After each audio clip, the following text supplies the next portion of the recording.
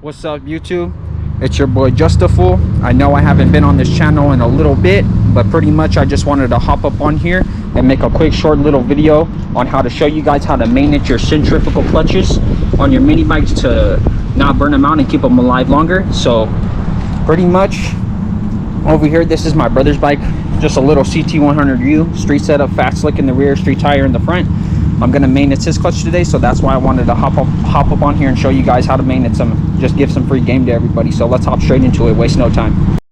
Okay guys, let's hop straight onto this maintenance trick on how to just maintenance your centrifugal clutch. Make sure they don't blow or whatever you want to say, burn out on you. It's just a little simple trick that I want to just show YouTube just to help everyone out in the mini bike community. You can just use this on your go-karts, your mini bikes, or whatever application you're using a centrifugal clutch on. All the tools you'll need is a pair of snap ring pliers and just a flathead screwdriver if you don't have this tool. So pretty much there's your first snap ring on the top right there that holds the casing in on your clutch. So we'll just do this, right? You'll get your snap ring tools if you have those, and then you just put them into the little holes, apply a little bit of pressure.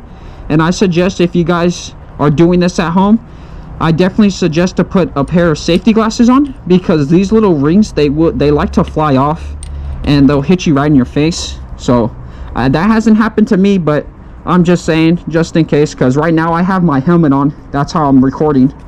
I have my helmet on with the GoPro. So pretty much now the first clip is off. You throw that to the side. Make sure you don't lose that, because you're gonna need all your clips.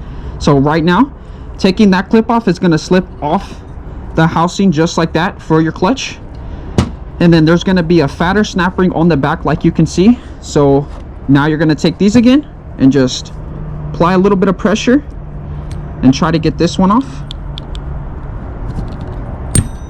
Okay, hold on guys, this might take a little second. Okay guys, cool. So pretty much, I can't lie, this clip just took me about like 5 minutes just to get it off. Because if you see these snap ring pliers, right? If you guys see the tips right there, these tips, look it, they're like way too small to actually take it out by itself. You know what I mean? So like to spread this open, like how they work, these are actually too small, and every single time they would go in the holes, it would slip. So I hopped off camera just so I can get this off. I didn't want to make you guys watch me do that for about, like, I don't know, damn 10 minutes just to take that off. Like I said, I want this to be a short, simple video. But when you guys are taking this one off, I recommend to have safety glasses on. This will fly in your face, like I said, with the same exact thing for the small one. But let's just continue with this. So pretty much this clip goes here, and that's what holds in your clutch sprocket right here. This sprocket right here on your clutch. So this is the clip that holds that in place. So pretty much now this sprocket is pretty much loose. All you need is like a hammer. Tap it out just like this. Just light taps and it should come right out.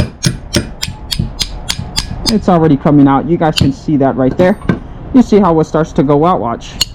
Just like that. Just light taps. Very light taps. You guys don't want to ruin your clutch. Just keep tapping it until it drops out. Just like that. Boom. Sprocket's just out like that. How you guys see? So pretty much now, the maintenance trick that I wanted to show you guys, I'm just going to explain it a little bit, just to give you guys a little background on pretty much what I'm showing you guys.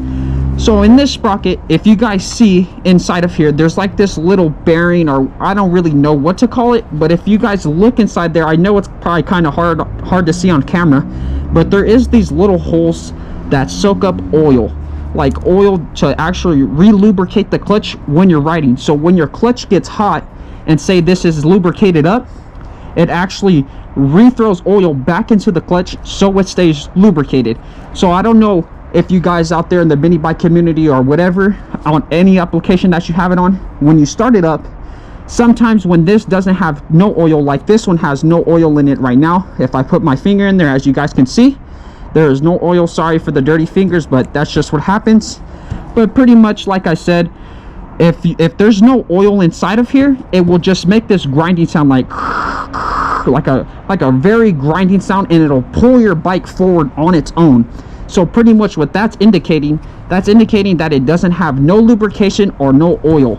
And this part right here, the shaft, you actually want to lubricate this with oil, or you want to lubricate it with grease. Usually what I like to do, I like to lubricate mine with grease because grease lasts a little bit longer, but it's all self-preference on these things, you know.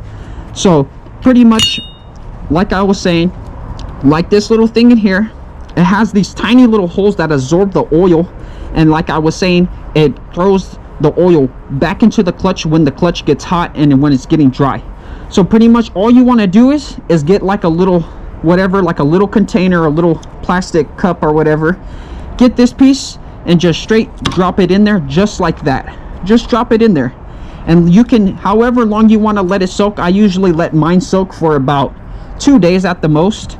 You don't want to let it soak any longer because I was looking it up online and it says it can damage the components or whatever, and I actually looked that up today and learned that today actually. So I would suggest about 2 days. I soaked mine for 4 days, but the longest I would say is about 2 days, or you can even soak it for a day. Say if you want to go, say if you need to manage your clutch before the ride out, you can do this and your clutch will be ready for the ride out. Just let it soak for a day and it'll be ready to go.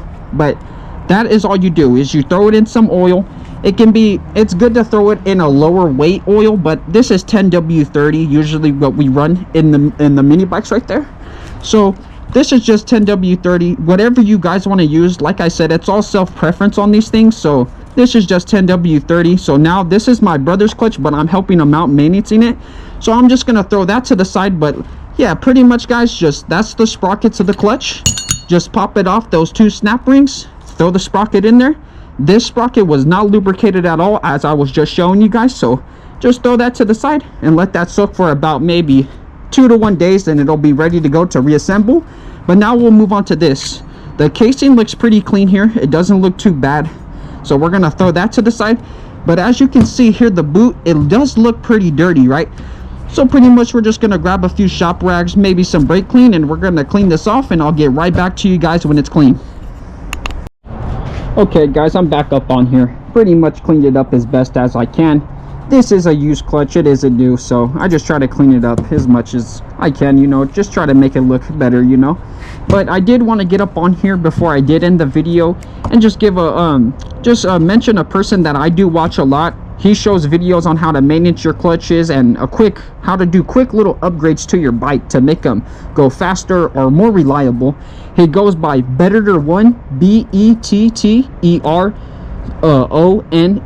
So I would definitely suggest to go check out his channel. He does have a video on how to cut this spring in your $20 Amazon clutch to get a higher engagement point.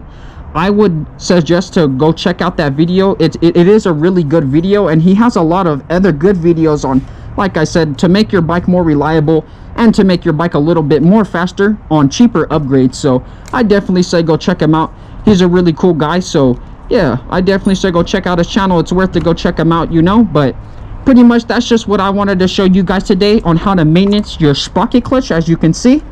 And this is just a little quick maintenance tip that I just do on my bikes, just so, because like I said, that grinding noise that you guys hear on your bike, it's most likely the sprocket not lubricated. So like I said, I'm gonna let my brother's clutch sprocket lubricate for about 1 to 2 days, and then it's gonna be back and reassembled. So thank you guys for tuning in on this video. I really hope this maintenance trick really helped you guys out, and hopefully you guys can use it.